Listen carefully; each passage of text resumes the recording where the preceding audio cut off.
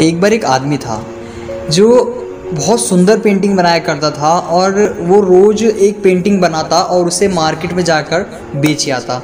उसकी पेंटिंग की नॉर्मल जो कीमत थी उसे लोग 200 से 250 तक दे देते थे और वो उसी में अपना हर रोज़ गुजारा करता। रोज़ एक पेंटिंग बनाता, रोज़ उसे बेचता और 250 रुपये लेके घर पे चला जाता और उससे गुजारा करता। उसका एक छोटा लड़का था, उसने देखा अपने पिताजी को कि पिताजी इतनी सुंदर सुंदर पेंटिंग बनाते हैं, इतने सुंदर डिज़ाइन बनाते हैं, क्यों ना मैं भी इस चीज़ को सीख ही लूँ। उसने जो ड्राइंग होती है बनाना शुरू किया और धीरे धीरे ब्रश लिया, उससे पेंटिंग बनाना शुरू किया और जल्द ही उसके हाथों में इतनी सफाई आ गई बनाने में कि वो बहुत सुंदर ड्राइंग बनाने लगा। उसने अपने फिर पिताजी से कहा कि पिताजी आप मुझे ऐसी ड्राइंग बनाना सिखाइए, ऐसी पेंटिंग बनाना सिखाइए जिससे मैं मार्केट में जाके बेच सकूं। उसके पिताजी ने कहा ठीक है बेटा, मैं तुझे ऐसी पेंटिंग बनाना सिखाता हूं। और उसकी ट्रेनिंग स्टार्ट हो गई।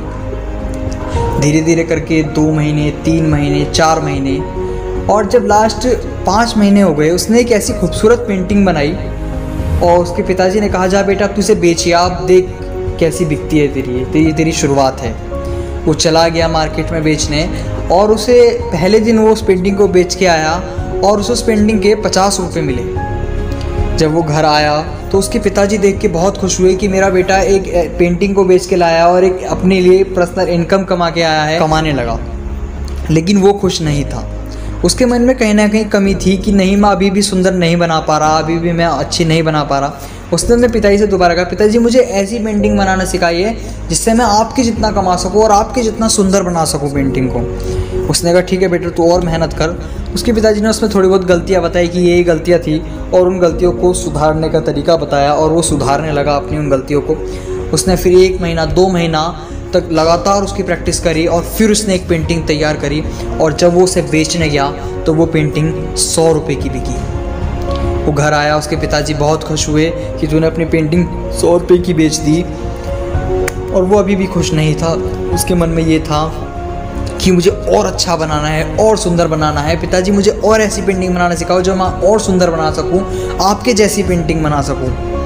उसके पिताजी ने कहा ठीक है बेटा तू दोबारा मेहनत कर, दोबारा और सुंदर पेंटिंग बना। दोबारा उसके पिताजी ने लाइन बनाना सिखाया, ये सब चीज़ सिखाई उसे, पेंटिंग बनाना, शेप बनाना, हर चीज़ सिखाई। और उसने लास्ट पेंटिंग 4 महीने में जाके एक बड़ी खूबसूरत पेंटिंग तैयार करी और वो पेंटिंग उसकी 300 रुपये की बिकी। और उस दिन वो बहुत खुश था। वो अपने घर पहुंचा, उसने अपने पिताजी को दिखाया कि देखिए पिताजी मैंने 300 रुपये कमाए। और वो बहुत ही ज़्यादा खुश था। उसके पिताजी बोले कि बेटा आज तूने इतनी अच्छी पेंटिंग बनाई कि मेरे से भी तूने महंगी पेंटिंग बेच दी, 300 रुपये की पेंटिंग बेच दी तूने। चला अब तू और मेहनत कर और सफाई से बना पेंटिंग और फिर तू देख तेरी पेंटिंग और महंगी बिकेगी। उसके लड़के ने कहा कि नहीं पिताजी अब आप रहने दीजिए, अब आप मुझे क्या सिखाएंगे, क्योंकि मैंने आपसे एक्स्ट्रा पैसे कमा लिए। आपने सिर्फ मुझे उतना सिखाया जितना आपको आता था, मैंने आपसे दुगने पैसे कमाए हैं और आपसे अच्छी पेंटिंग बनाना मैं सीख चुका हूँ। उसके पिताजी शांत हो गए और वो कुछ नहीं बोले। तो जब उसने थोड़ी बात देखा कि मेरे पिताजी बिल्कुल बोल नहीं रहे, वो चुपचाप हो गए, ऐसा क्यों? उसने अपने पिताजी जाके सवाल किया कि पिताजी ऐसा क्या हुआ जो आप अब बोल ही नहीं रहे।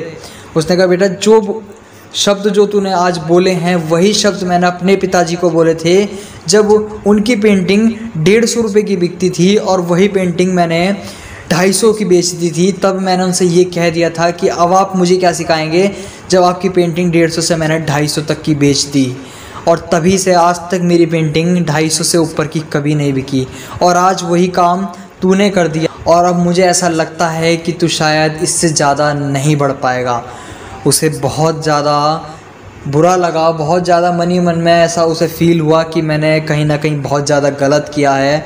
और उसने अपने पिताजी से माफ़ी मांगी और दोबारा लग गया एक सुंदर पेंटिंग बनाने में, उनकी हेल्प से और अच्छा सीखने में। तो गाइज़ स्टोरी का मोटिव ये है कि कभी भी आप सीखना मत छोड़ो। आप भी नहीं जानते कि जो आपसे सबसे नीचे लेवल पे आप उससे क्या सीख जाओ, तो इसलिए कभी भी सीखना मत छोड़िए और अपने से नीचे लेवल वाले को कभी भी लो मत समझिए। वो भी आपको वो चीज़ सिखा सकता है जिसकी आपको उम्मीद भी नहीं होगी।